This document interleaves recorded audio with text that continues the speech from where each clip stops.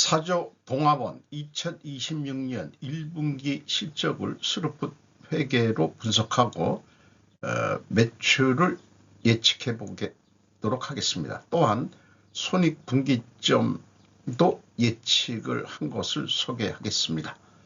매출은 3.1% 감소했고 영업이익은 39.5%가 감소했습니다. 가공비 배부 재고자산 회전율은 25.3회전이고 PBR은 1.03입니다. 이 담합벌금 1,831억 원을 받은 상태인데 아마 회사가 망할 정도 수준의 징벌적 과징금이라고 생각이 들어갑니다. 구독, 좋아요 부탁드립니다. 사조 동아원에 대한 사업 개요입니다. 본사는 서초구 방배천로 2길 12번지 원맥을 수입 가공하여 판매하는 제분사업 부분과 가축 및 양식 오류의 사료를 제조 판매하는 생물자원 사업 부분을 주요 사업으로 영위하고 있다. 주요 제품으로는 제분 사업 부분에서 밀가루, 프리믹스, 메일 등이 있고 생물자원 사업부에서는 양계, 양돈, 양어 배합사료 등이 있다고 소개를 하고 있습니다. 5월 22일에 공시된 벌금 등 부과내역 과징금이 1,831억 원이 벌금이 부과됐는데 차후 대응 방안에 대해서 쭉 소개를 하고 있습니다. 그리고 이미 그 2025년 말 결산할 때 1,672억 원의 그 충당부채를 일단 설정을 했습니다. 이런 게 있는데 어쨌든 이번 과징금이 과연 공정한가, 공정거래위원회가 공정한 것을 어떻게 평가하지, 이런 생각을 좀 화두로 해서 진행을 해보도록 하죠. 주가는 929원으로서 전년 1년 전보다 22.8%가 감소했습니다. 그리고 PBR로는 1.03대입니다. 5% 이상 주주는 사조 시푸드가 26.03%, 사조 대림이 26.03%, 사조 CPK가 8.4% 가지고 있습니다. 이걸 하는데 밖에서 칫솔인지 뭔지 새가 막 지저귀는데 양해해 주시기 바랍니다. 도심 속인데도 요즘은 조류들이 많이 와주는 게 고맙긴 하네요. 스루풋 회계로 분석한 결과입니다. 큰 소리로 얘기하라고 계속 깍깍거리는데 이놈들이 어쨌든 매출이 1,554억 원인데 3.1% 감소했고 매출에 비례하는 매출 재료비는 1,220억 원으로 2.3% 낮게 감소했습니다. 그 갭이 플러스 0.7%이기 때문에 여기서 우리는 원재료 가격이 상승했다라고 1차 추론을 해볼 수 있습니다. 수루풋율 0.6% 떨어졌고요. 그 다음에 운영경비가 7.5% 증가했습니다. TOE 생산성 1.22로서 0.17포인트가 하락해서 영업이익은 60억 1,100만 원인데 39.5%가 감소했습니다. 그리고 원가회계 영업이익보다도 1억 4,800만 원 더 적게 이익이 났는데 이것은 가공비 배부 재고자산이 또 좀 증가했기 때문입니다. 증가했음에도 재고 회전율은 25.3회전으로 전년도보다 1.1회전 정도 상승했습니다. 밀가루가 국민 생활에 중요한 것이므로 특히 저는 개인적으로 국수를 좋아하기 때문에 관심이 가지 않을 수가 없습니다.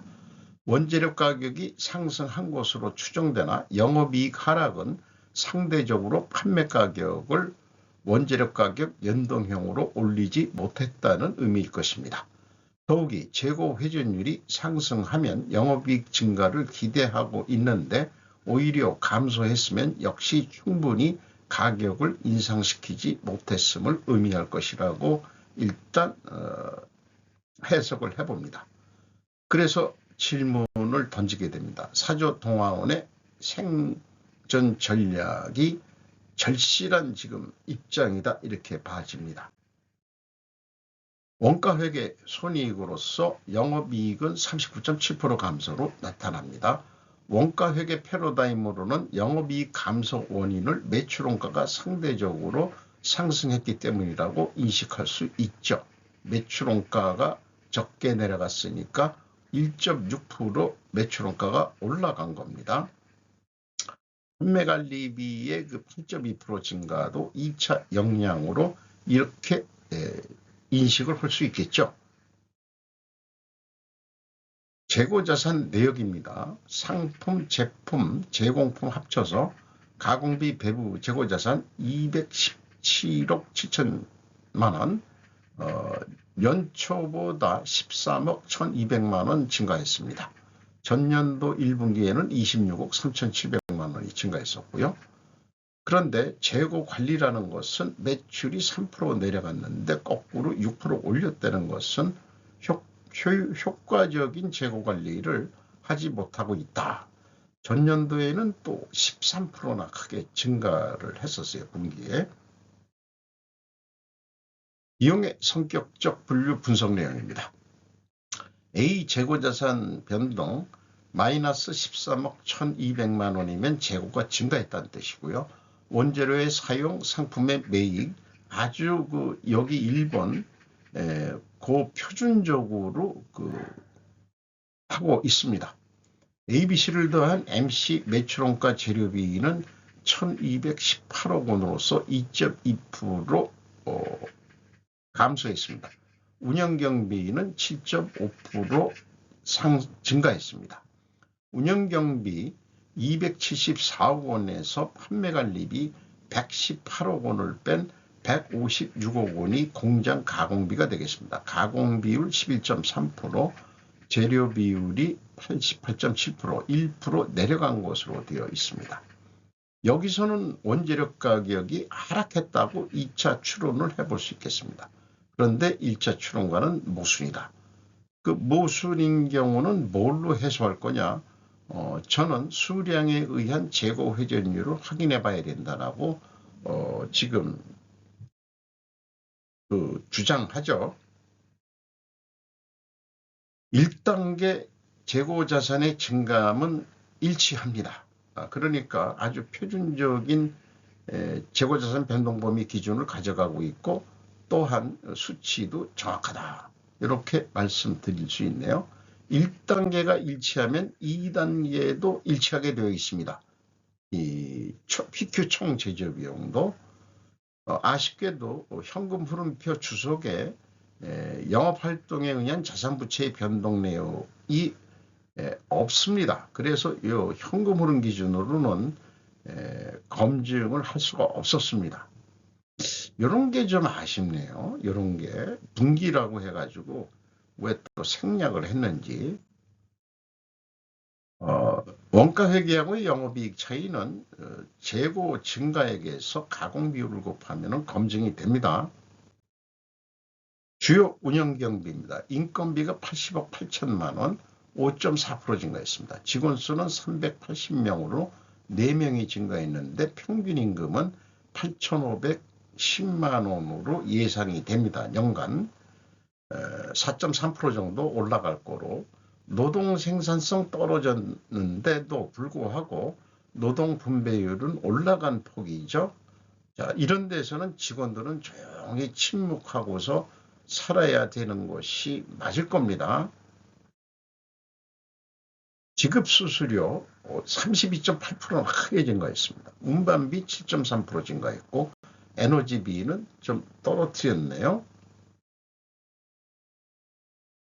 경영평가지표로서 재고 회전율은 상승했고 스루프율은 떨어졌습니다. 역방향이면 분식회계 개연성 가정을 세웁니다. 투하자본 이익률 2.6%로 2% 하락했고 총자산 회전율 0.32 분기에, 그럼 1년이면은 1은 넘었을 것 같아요. 제조업이 1이 넘어서는 것은 바람직한이지만 분기별로 볼 때는 요 총자산 회전율도 떨어졌습니다. 영업구매 평가지표로 매출채권 수급성도 2회전, 3개월에 2회전이면은 1.5개월 만에 수금을 한다는 얘기죠. 매입 채무 회전율은 2.9회전, 조금 대금 전년도보다는 대금 지급 속도가 늦어졌는데 납품 협력 업체한테 잘한다기보다는 그 원맥을 그 공급하는 공급자 곡물 수입선이 더 시장 위에 있다는 얘기가 되겠죠. 그러니까 이런 사업은 물건을 사면서도 굽신거려야 되고 판매를 하면서도 굽신을 하게 되는 거. 근데 할 수는 없고 밀가루로 판매를 하니까 밀가루 하나만 가지고 얘기하면은 어쨌든 가격으로 승부를 봐야 되고 또 진로도 승부를 봐야 되겠죠. 두펑 ROA 이 자본 회수율 4.7%로 3.1% 이것도 추락했습니다. 자, 그 분식회계 개연성 가정을 세울 수밖에 없습니다. 그런데 이거를 반증하려면은 원재료 가격이 하락했어야 되고 판매 가격은 인하가 돼야 됩니다. 두 가지가 다 내려가야 됩니다. 그리고 아까 말씀드린 대로 그 수량에 의한 재고 회전율로도 회전율이 상승했음을 입증하면은 그 반증의 자료로도 충분하겠습니다. 자, 원재료 가격이 하락했느냐? 0.5% 가중평균으로 하락했습니다. 그러니까 단순 평균보다도 좀 적게 내려간 걸로 되어 있죠. 매입 비중이 그 원맥, 그 밀가루 만드는 것이 71.6%니까 그렇게 가중평균을 합니다. 또 제품 가격은 2.3% 내렸습니다. 그러니까 담합 때문에 많이 내렸다. 이렇게 가실까요? 어쨌든 이 소맥분 외가 이제 뭐 밀가루라 그러면은 뭐 이거 뭐 그냥 톤당 가격 1,000원 단위로 얘기하죠. 67만 4천원 톤당 아마 이럴 겁니다. 그러면은 요게 65만 7천원으로 2.5% 내렸다. 이런 얘기가 되겠어요. 가중으로는 그 1.6% 내려간 게 되고, 지금까지 정리를 요약을 하면은 반증을 하기 위해서는 원재료 가격 하락, 판매 가격 하락인데 이 데이터가 충분히 반증으로 패스할 수 있습니다. 원재료 평균 하락률이 0.5%면 0.4%만 내리면 되는데 2.3%나 내렸죠.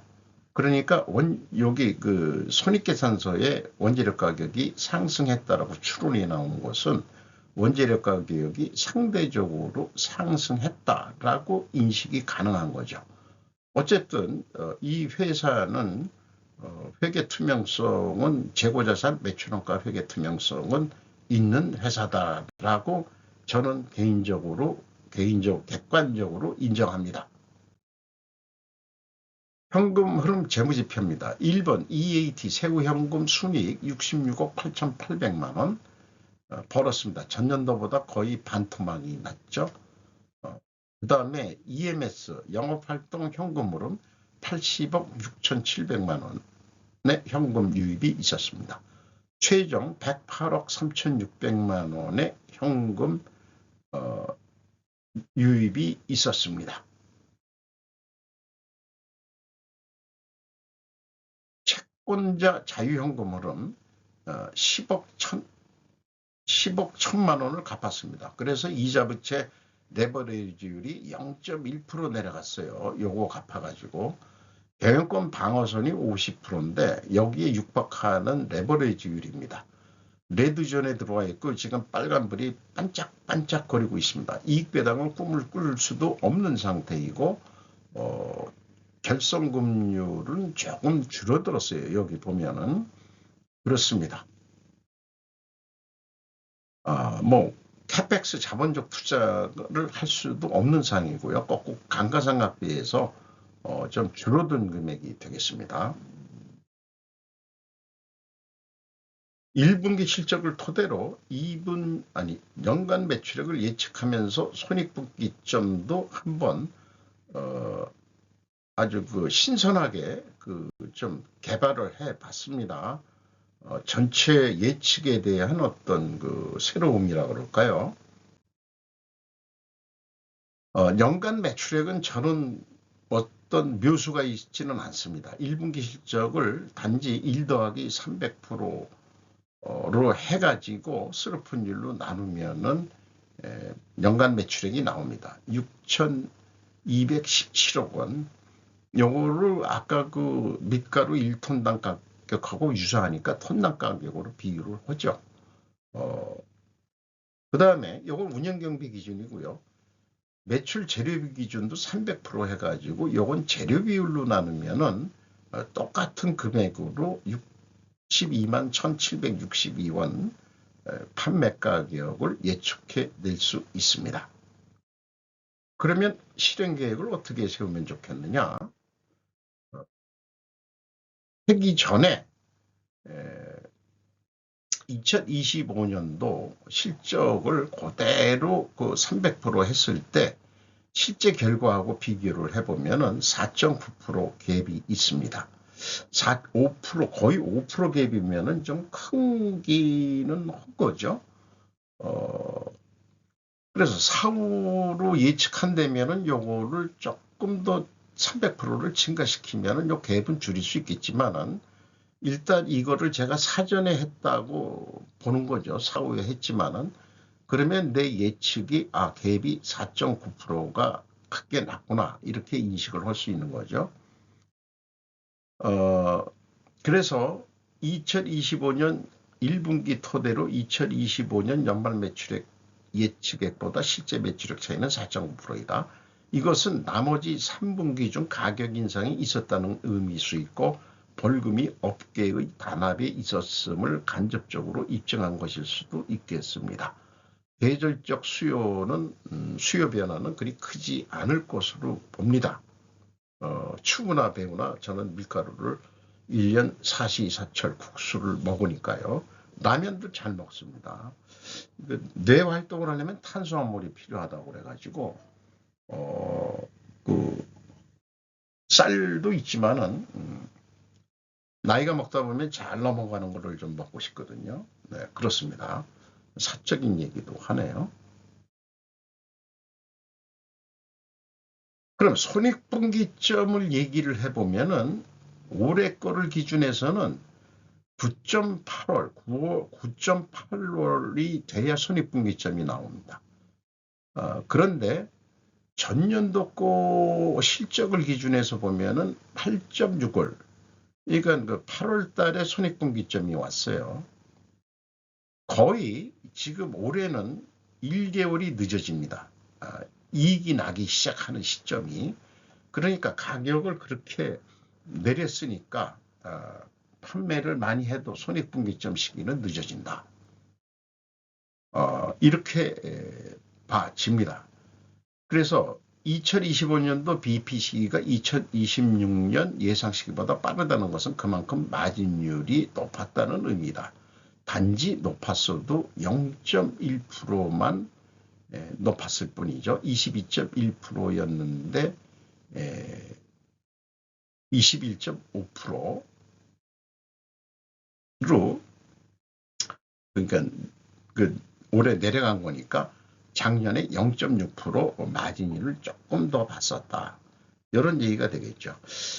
이런 거가 단합을 하지 않고 자기 스스로 결정 안 하면은 불공정 행위가 아닌데 충분히 가격을 그렇게 올릴 수 있는데 공정거래위원회가 벌금 매기니까 또 여기에서 또 내린다. 그럼 영업이익이 늦게 나오는데 이런 문제가 있는 거고. 그러니까 공정위가 과연 공정하냐. 자식들 왜 단합 모여가지고 저녁 때 스위즈 한 잔 먹으면서 어디서 우리 서로 경쟁하지 말고 뭐 어느 정도 이렇게 합시다 이렇게 주도하는 세력이 있겠죠. CJ 제일제당, 삼양사 뭐 이런 큰 제분회사들. 걔네들 말에 좀 따라갈 수밖에 없는지도 모르겠습니다. 그런데 상대적으로 벌금이 CJ 제일제당이 더 많이 나왔다 하더라도 자산 규모로는 그렇게 큰 부담이 없는데 이 사조 동아원은 회사가 망할 정도로 벌금이 많이 나왔다는 얘기죠. 그러면은 이게 짜고 치는 고수도가 아니냐. 한 몇 군데 죽여가지고 시장 지배를 더 하겠다. 그 큰 기업. 이게 공정위하고 짜고 치는. 요거는 그냥 소설입니다. 소설. 그래서 생존하기 위해서 생존 계획으로 좀 소심하게 0.5% 인상을 스스로 해보자. 그러니까 매출 재료비를 78%로 내리고 스루프율을 22%로 올립니다. 0.5%. 그러면은 62만 5,776원에 판매한다. 이렇게 되면은 얼마가 남느냐? 우수리 떼고 27,285원 남는다. 이런 얘기가 되겠습니다. 그러면 돈을 더 벌자 한다면은 재고 회전율이 25.3회전 정도인데 26.3회전 정도로 3.9% 노력을 해보자. 우리가 좀 규모가 작은 데지만은 조금 더 판촉한 쪽을 하든지 어떻게 하든지 해서 그래서 매출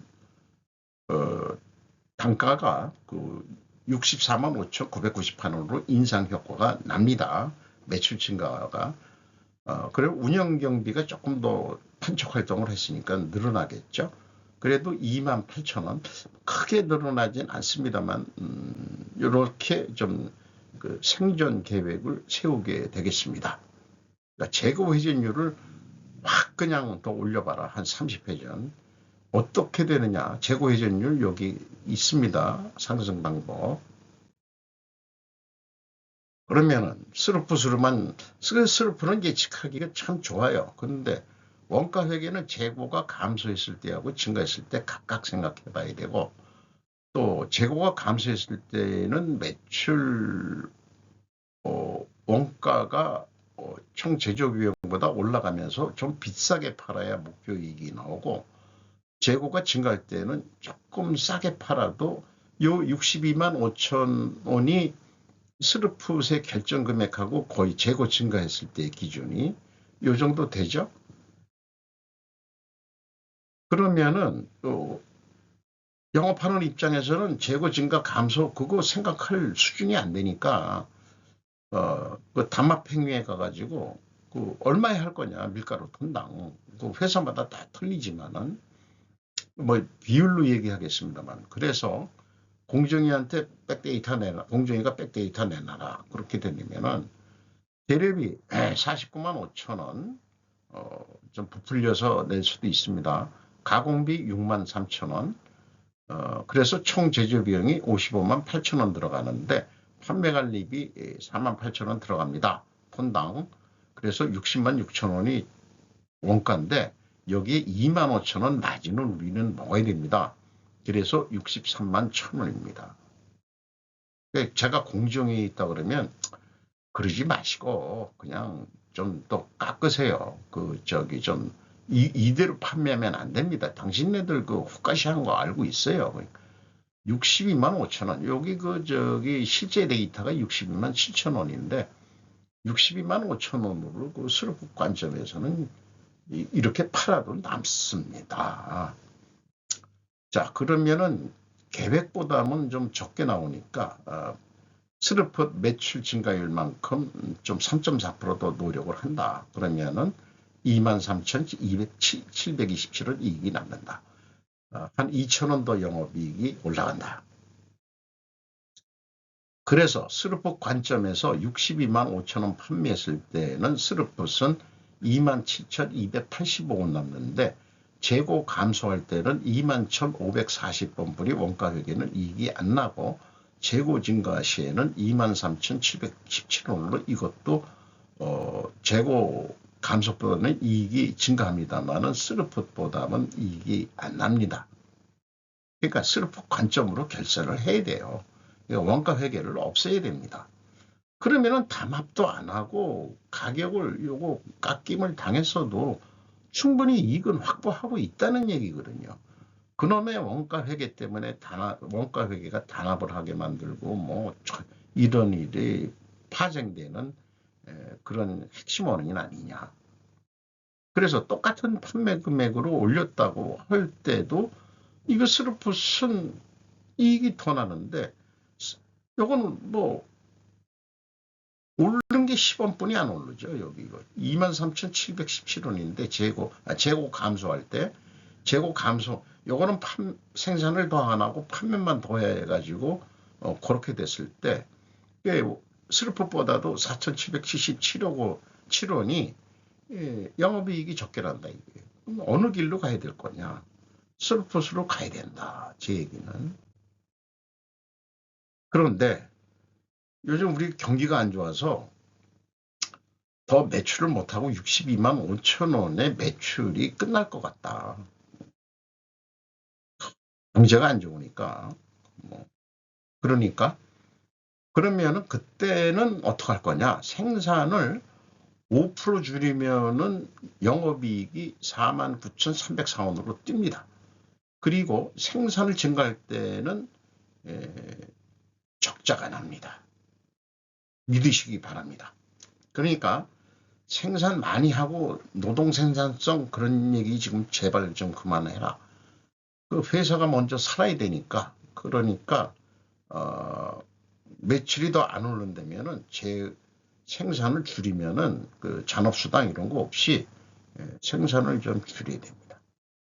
그렇게 나가야 된다고 믿습니다. 그리고 절대 덤핑하지 않아야 됩니다.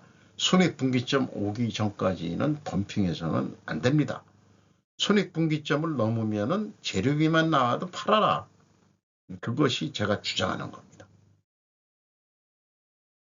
그래서 저의 주장은 제닛 옐런 언니의 말하고 거의 유사해요. 사실은 뭐 저보다도 젊은지 어떤지 이제 완전히 할머니지만 우리 마누라 같은 나이 때인지 어떤지 모르겠습니다만은 이런 거고요. 이거 템플릿 자료인데 요거는 필요하시면은 화면을 정지해서 읽어보시기 바랍니다. 투웨이 저는 오른쪽 귀를 갖기로 했습니다. 정보 시스템과 비유한 논리고요. 재고 회전율 올리라는 논리고요. 제가 제약이론 편집증 환자로서 정리한 내용이고요. 절작입니다.